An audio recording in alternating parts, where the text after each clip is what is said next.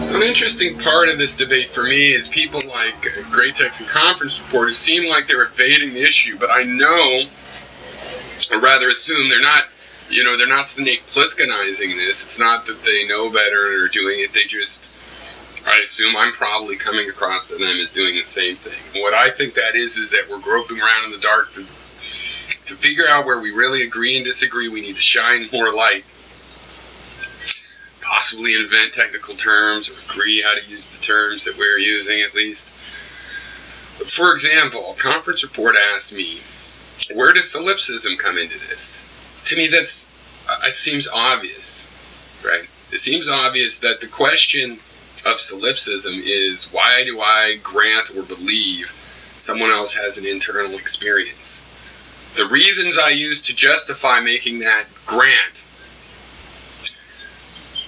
they apply not just to other human beings. If the same reason applies to mammals, then mammals count, and so on and so forth. I don't grant other human beings reality because we had genes. I did it before I knew about the genetic relationship. Right? I don't do it because you have a basal ganglia. I didn't even know about that. I do that based on what? Behavior and our commonality. Well, we have behavior and our physical, our construction, the commonality of our construction. We're built from the same DNA. Very much, not exactly the same. Right? Now, I can never experience another person's thing, but I'm granting it based on I can see my own behavior and feel my own internal experiences. Right? So I'm using behavior and a similarity in construction to see this, to go, well, there probably is an internal experiences in insects, and so forth. The criteria I'm using keep applying.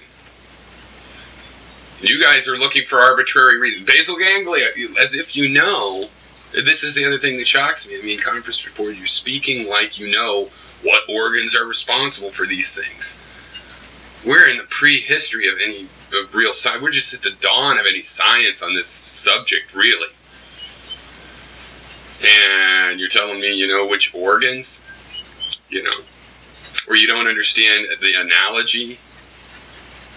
People want to say, I can't call the information processing system in a paramecium its brain by analogy. You go, it's not like a brain. Look, the brain is a human brain. I can't call that, but I can call the digestive system its digestive system, where it's very simple too. Our digestive system is much more complex. Why the difference? Why the special? I don't understand why people that would tend to think that everything's determined and stuff, why there's going to be something special about an experiential system that isn't special in the same way about digestion. Digestion, sure, it can have a digestion system. The single cell is very complex. It obviously has an information processing system because it reacts to information. For example, if it's in a toxic environment, it will try to flee that. If it bumps into or senses food, it will try to consume that. It is reacting to what we call information. It's doing information processing. You can say it doesn't have an internal experience. It's doing it like a computer.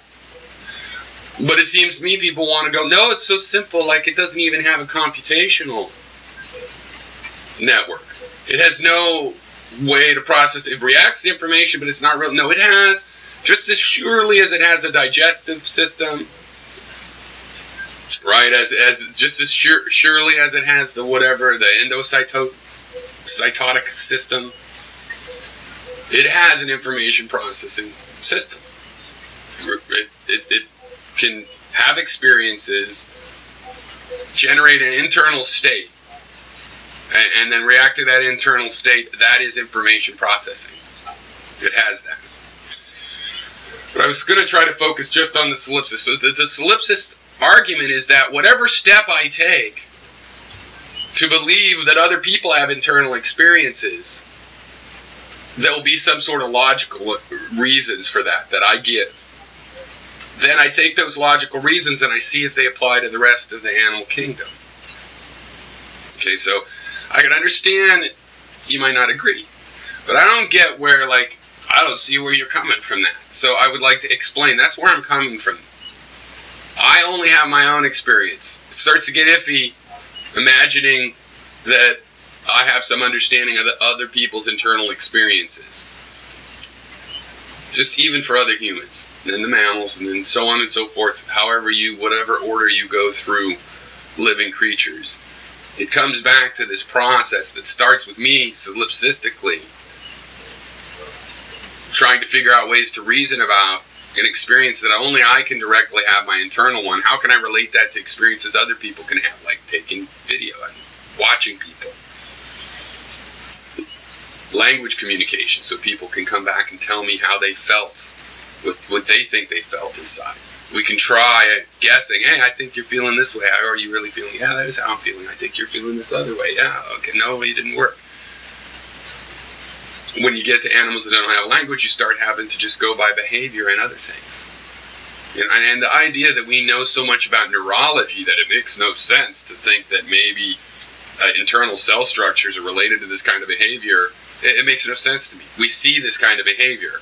So I'm thinking it's something they have that leads to this kind of behavior. And if that behavior is linked to internal awareness or not, well, that's open to debate. It's open to debate. It's not just off the cuff, makes no sense. And, maybe you can see that if you follow what I just said. This question of do things besides me have internal states starts as just that question, including other people as possibly not having them, including the solipsistic solution. I'm not a solipsist.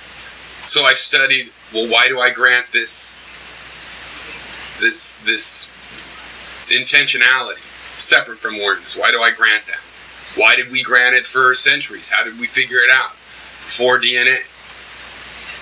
And I find that all the logic of those criteria says to me that when I see a little rotifer living like a little animal, that it is a little animal, and that when it feels thirst, that's because its system realizes it's low on water. And then it takes that as information and puts the system into need to get water mode. And then it goes and gets water. And that's how stimulus response works in living creatures. That's why dead things don't have stimulus response. They have Newtonian action and reaction, elastic action reaction. So I hope this explained why I think the questions and issues of solipsism are crucial, and exactly the same question. I mean, basically, if someone was a person that thought only humans have these internal experiences, no other animal has evolved enough to have them, that's basically solipsism on a social scale. Everybody else is just an automaton that looks like they have behavior. Well, that includes a lot of things, because everything down to the microbes that's alive looks like it has intentional behavior. If you don't look like you have intentional behavior and you look like you're in a coma, I don't assume you have an internal experience, even though you're human, even though you have the necessary equipment. It's based on behavior. Cheers.